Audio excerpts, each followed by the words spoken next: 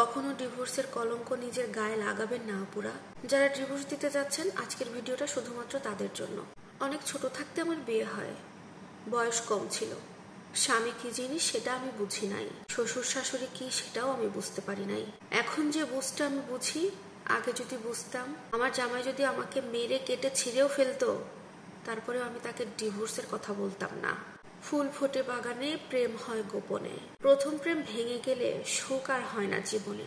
আপনাদের সংসার জীবনে যাই হোক না কেন, স্বামী স্ত্রীর ভেতরে যদি ঝগড়াঝাটি যাই হোক, প্রয়োজন হলে 1 থেকে 2 মাস আপনারা আলাদা থাকেন, কিন্তু তারপরেও ডিভোর্সের নাম কখনো মুখে নিয়েন না। একটা মেয়ের যখন ডিভোর্স হয়ে যায়, সেই মেয়েটা না তখন একটা জিন্দা লাশ হয়ে বেঁচে থাকে। জীবন্ত লাশ হয়ে পৃথিবীতে বেঁচে থাকার চেয়ে মরে যাওয়াটাই অনেক ভালো। সমাজের মানুষ, নিজের মা বাবা, সবার কাছে বোঝা। রাস্তাঘাটে বন্ধু বান্ধবীদের সাথে মিশবেন, সবাই বলবে আরে ওর সাথে মিশিস না, ওই মেয়ে খারাপ, ও যদি ভালো হইতো ওর ডিভোর্স হইতো না। তাই আপনি বাঁচেন আর মরেন, তালাক ডিভোর্সের নাম কখনো মুখে নিয়েন না। ভুল করছি, আমি অনেক বড় ভুল করছি।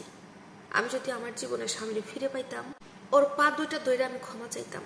স্বামীর হাতে পায়ে ধরে বলতাম আর একটা বার আমার জীবনে ফিরে আসো না, তুমি একটা সুযোগ দাও আমারে। যদি আমি কোনো ভুল করে থাকি, তোমার হাতে পায়ে ধরে আমি ক্ষমা চাইবো। তারপরও শুধু একটা বারের জন্য আর ফিরে আসো না আমার জীবনে।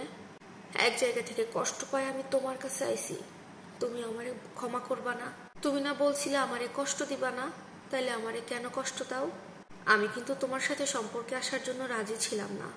তুমি আমারে কত ভাবে বুঝাইছো, হাতে পায়ে ধরছো, কত ভালোবাসোস, কত কথা কইছো। তারপরে যখন আমি তোমার দিকে চলে আসলাম, তোমারে ভালোবেসে ফেললাম, তোমারে আঁকড়ে ধরে নতুন করে জীবন শুরু করতে চাইলাম, তুমি সেই মুহূর্তে আমারে এত বড় ধোঁকা দিলা, এত বড় আঘাত দিলা। আর এই আঘাত তো আমি নিতে পারবো না, আমি তো সইতে পারবো না।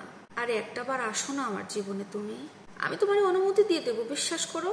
তুমি আবার বিয়ে করো, কিন্তু তুমি আমার জীবনে ফিরে আসো প্লিজ। সমস্যা নাই, আমি তোমার কাছ থেকে অত অধিকার চাইবো না। আমাকে তোমার ঘরের একটা কোনায় ফালায় রাখো, আমি শুধু তোমার মুখটা দেখলেই খুশি। তোমারে ভালোবাসি, তোমার মুখটা আমি প্রত্যেকটা দিন দেখতে পারবো, এতেই আমি খুশি থাকবো। তারপরেও তুমি আমারে সাইরা যাও না। যদি বিয়ে করতে চাও, আমি তোমারে নিজে গিয়ে বিয়ে দিব আবার, তারপরেও তুমি আমারে সাইরা যাও না। প্রিয় দর্শক, এত সময় যে গল্পটা শুনলেন, এটা শায়লা নামের একটি আপুর জীবনের অনেক কষ্টের একটা স্টোরি। সে আমাকে এত করুণভাবে ভয়েস দিয়েছে, আপনাদেরকে পুরোটা শোনাইতে পারলে আপনারা বুঝতে পারতেন তার ভেতরে ঠিক কতটা কষ্ট নিয়ে সে কথাগুলো বলেছে।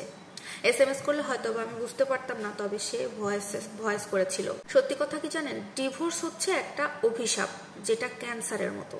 না আপনাকে বাঁচতে দেবে সুস্থভাবে, না আপনাকে ভালো থাকতে দেবে, না আপনাকে মরতে দেবে, না আপনাকে নতুন জীবন শুরু করতে দেবে।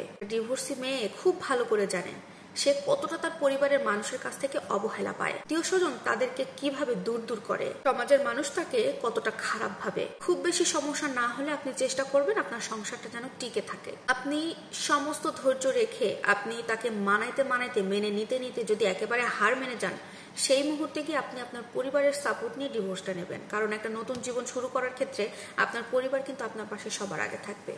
ভিডিওটা ভালো লাগলে লাইক কমেন্ট শেয়ার করবেন। আল্লাহ হাফেজ।